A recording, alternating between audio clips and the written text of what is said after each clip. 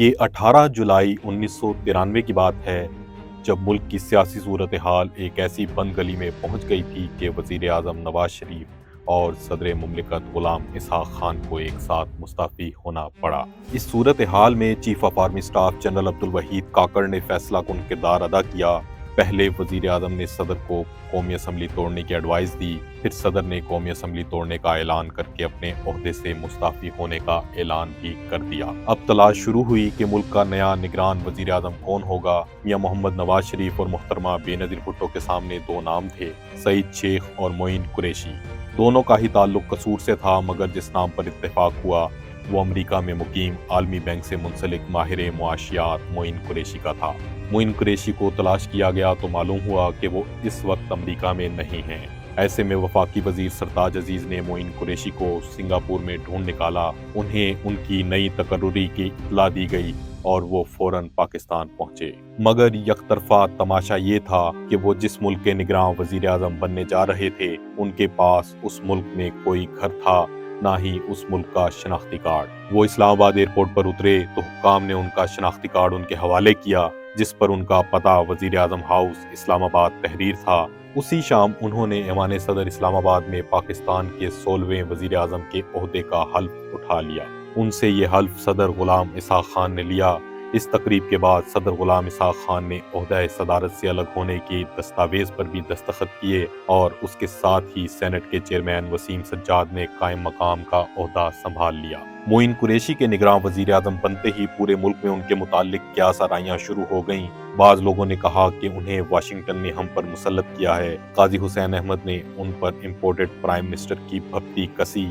کسی نے کہا کہ CIA نے انہیں خفیہ مشن دے کر بھیجا ہے اور وہ 3 ماہ کے اندر اپنا مشن مکمل کر کے رخصت ہو جائیں گے۔ مگر معین قریشی، جنہیں شفاف انتخابات منعقد کروانے کے لیے بلایا گیا تھا، ان تمام الزامات کے باوجود کام کرتے رہے۔ اپنے دور حکومت میں انہوں نے ملک کی معاشی حالت میں بہتری لانے کے لیے IMF کی اصلاحات کا نفاذ کیا، ہلکی کرنسی کی قدر میں کمی کی، قومی لائبریری کا افتتاح انہی کے دور میں ہوا، اسٹیٹ بینک کو خود مختار ادارہ قرار دیا گیا، حکومتی مشینری میں موجود افراد کی تعداد کو کم کیا اور وزیر اعظم اور وزرائے اعلیٰ کے ثوابدیدی اختیارات کی کمی کی گئی۔ 20 اکتوبر 1993 کو وہ قومی اور صوبائی اسمبلیوں کے انتخابات منعقد کروا کر باعزت طور پر رخصت ہو گئے۔ معین قریشی کا تعلق قصور کے ایک سیاسی گھرانے سے تھا جو پاکستان کی تاریخ میں بے حد معروف ہے اور ہر دور میں اس کا کوئی نہ کوئی فرد سیاست کے میدان میں اہم کردار ادا کرتا رہا ہے۔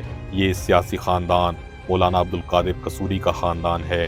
مولانا عبدالقادر قصوری 1866 میں ضلع گوجرانوالہ کے ایک گاؤں دلاور چیمہ میں پیدا ہوئے تھے۔ دینی تعلیم کے ساتھ ساتھ انہوں نے عصری تعلیم بھی حاصل کی اور لاہور میں وکالت کی تعلیم مکمل کرنے کے بعد قصور میں اقامت اختیار کی اور اسی شہر میں اپنی پریکٹس کا آغاز کیا۔ ابتدا میں مولانا عبدالقادر قصوری سر سید احمد خان کی آل انڈیا ایجوکیشنل کانفرنس اور آل انڈیا مسلم لیگ سے وابستہ رہے، مگر پھر تحریک خلافت اور انڈین نیشنل کانگریس کے ساتھ منسلک ہو گئے۔ وہ پنجاب خلافت کمیٹی کے صدر اور انڈین نیشنل کانگریس کے ورکنگ کمیٹی کے رکن اور 10 برس پنجاب کے کانگریس کے صدر بھی رہے۔ مولانا عبدالقادر قصوری نے مسلمانان برصغیر کے لیے ہر دور میں نمایاں کردار ادا کیا۔ 1936 میں مسجد شہید گنج کے حصول کے لیے مولانا ظفر علی خان نے جب مجلس اتحاد ملت قائم کی تو مولانا عبدالقادر قصوری ہی اس کے صدر بنائے گئے تھے۔ مولانا عبدالقادر قصوری نے اپنا آخری وقت لاہور میں گزارا، جہاں 16 نومبر 1942 کو ان کا انتقال ہو گیا۔ اگلے روز انہیں قصور میں دفن کیا گیا۔ مولانا عبدالقادر قصوری کے سب سے بڑے صاحبزادے مولانا محی الدین احمد قصوری تھے۔ وہ 1899 میں پیدا ہوئے۔ وہ کچھ عرصہ متفرق مشاغل میں مصروف رہنے کے بعد کلکتہ چلے گئے، جہاں انہوں نے مولانا ابو الکلام آزاد کی سرپرستی میں اقدام کے نام سے ایک عالی شان اخبار جاری کیا۔ پہلی جنگ عظیم کے دوران یہ اخبار بند ہو گیا تو وہ واپس قصور آ گئے۔ جنگ کے دوران اور جنگ کے بعد کچھ عرصہ انہوں نے قید و بند میں گزارا۔ مولانا محی الدین احمد قصوری کے فرزند معین قریشی تھے۔ ان کا پورا نام معین الدین احمد قریشی تھا۔ وہ 26 جون 1930 کو پیدا ہوئے۔ معین قریشی گورنمنٹ کالج لاہور کے فارغ التحصیل تھے۔ انہوں نے پنجاب یونیورسٹی سے اکنامکس میں MA کیا اور فل برائٹ اسکالرشپ پر انڈیانا یونیورسٹی سے اکنامکس میں ڈاکٹریٹ کی سند حاصل کی۔ 1955 میں وطن واپسی کے بعد انہوں نے سول سروس میں شمولیت اختیار کی اور پلاننگ کمیشن سے وابستہ ہوئے۔ اگلے برس وہ استعفیٰ دے کر امریکہ چلے گئے اور وہاں بین الاقوامی مالیاتی فنڈ IMF سے منسلک ہو گئے، جہاں ان کا کیریئر نہایت شاندار رہا۔ 1960 میں وہ افریقی ملک گھانا کے معاشی مشیر مقرر ہوئے۔ بعد ازاں انہوں نے انٹرنیشنل فائنانس کارپوریشن میں شمولیت اختیار کی اور 1977 تک اس کے ایگزیکٹو وائس پریزیڈنٹ رہے۔ 1981 میں ورلڈ بینک کے اس وقت کے صدر رابرٹ میکنامارا کی دعوت پر وہ ورلڈ بینک سے منسلک ہوئے اور سینئر وائس پریزیڈنٹ فائنانس رہے، جبکہ بعد میں ورلڈ بینک کے سینئر وائس پریزیڈنٹ بن گئے۔ 1992 میں انہوں نے ورلڈ بینک سے استعفیٰ دے کر امریکہ میں ایک نجی کمپنی کی بنیاد رکھی۔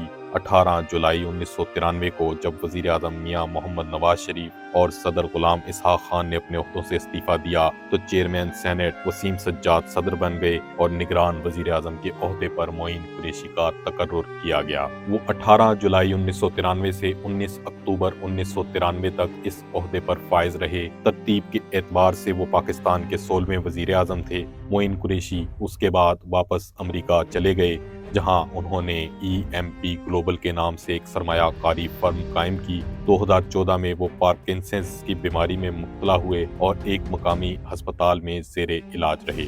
22 نومبر 2016 کو وہ واشنگٹن DC میں وفات پا گئے اور وہیں آسودۂ خاک ہوئے۔